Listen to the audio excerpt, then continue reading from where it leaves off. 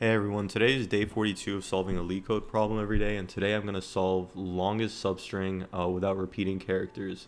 So given a string s, find the length of the longest substring without any repeating characters. So for example 1, we have ABC, ABC, BB, and our output is 3 because the longest substring without any repeating characters is ABC right here. We also have ABC here again. Then for BBBBB, our output is 1 because the longest substring without any repeating characters is just a single B, and the length of that is 1, so the output is 1. Now for PWWKEW, output is 3 because the longest substring without repeating characters is KEW. So the general idea behind how we're going to solve this is by keeping track of a window of whatever substring we're currently looking at. So we're going to have a left pointer and a right pointer. The left pointer is going to reference the very first character in that substring, and the right pointer is going to reference the last character in that substring.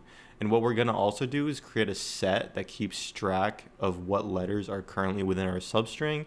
And while we increment that right pointer, we're going to check if this new element is already within our set. And if it is, then what we're going to do is increment the left pointer and update our set.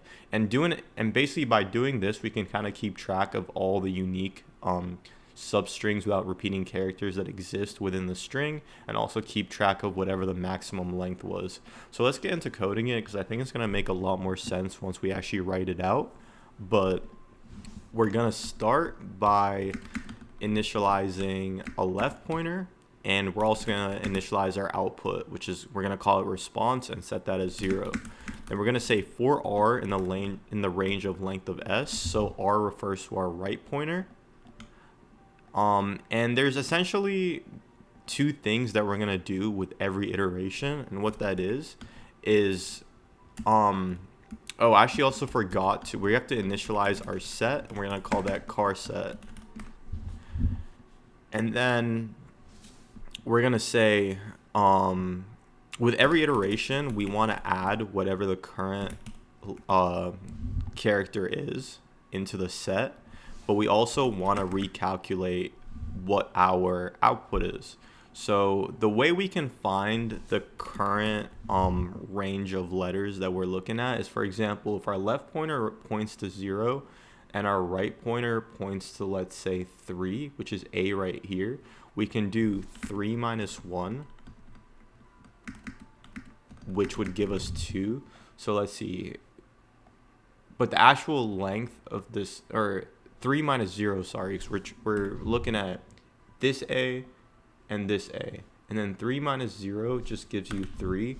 But you also have to add 1, because basically this gives you the calculation of the distance between the two characters. So basically from A to the other A, you have to go right 3 times. But if you want to also include the character itself, you want to add 1. So what we can do is take the max of whatever the current response is alongside the right pointer minus the left pointer plus 1.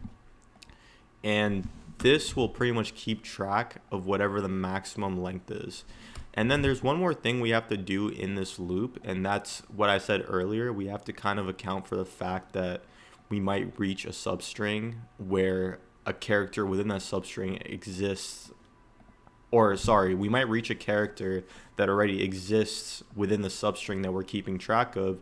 So if that's the case, this is what we're going to do. We're going to say while s of r, so while this current character that we're at, so the right pointer, is in the character set, we're going to remove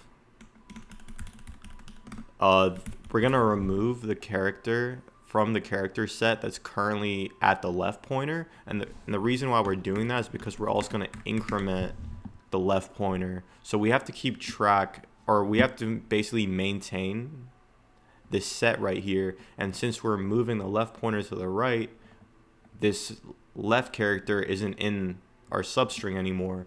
So we want to update our set to reflect that. So I guess an example, let's say we have ABC, ABC, BB. So this first example, so we have our left pointer and it's going to be at 0. We have our response and our set, and then so we start looping. At first we compare, so in our character set we add a because it's not currently in our character set, and then we calculate our max. So right minus left plus 1 is just going to be 1 because 0 minus 0 plus 1, so our response becomes 1. But our next iteration we do the same thing. B is not in our character set, so we add b to the character set, and then we update our response to become 2. We do the same thing with C. We add C, our response becomes 3. But now we hit A, and we see that A is already in our character set. So what we do is we update our character set to remove the A, and then we move our left pointer once to the right. So now we're looking at BCA, and then we add A back into the set, and we can recalculate our response, which is 3. And basically, as you can see, the same thing is going to happen. So here we reach another B, so we increment the left pointer, and now we look at CAB. Cool. So I guess then eventually, so you get to CAB, then you get here to CABC, so you increment the left pointer, and now you're at ABC. Then eventually you're at ABCB. And here's what's going to happen. We increment the left pointer once, and we remove the A. But B is still in the character set. So we removed A, and now we have to remove B from the character set.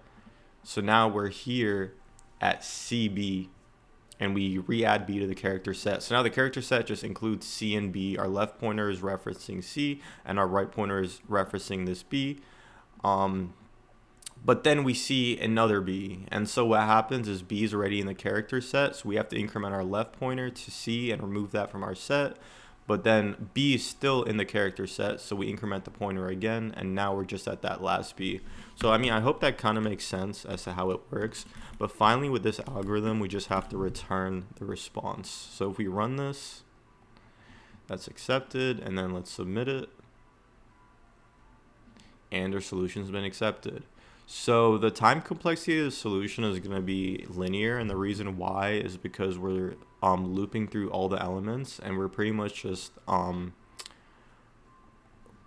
not processing each element once, but this loop right here is going to execute at most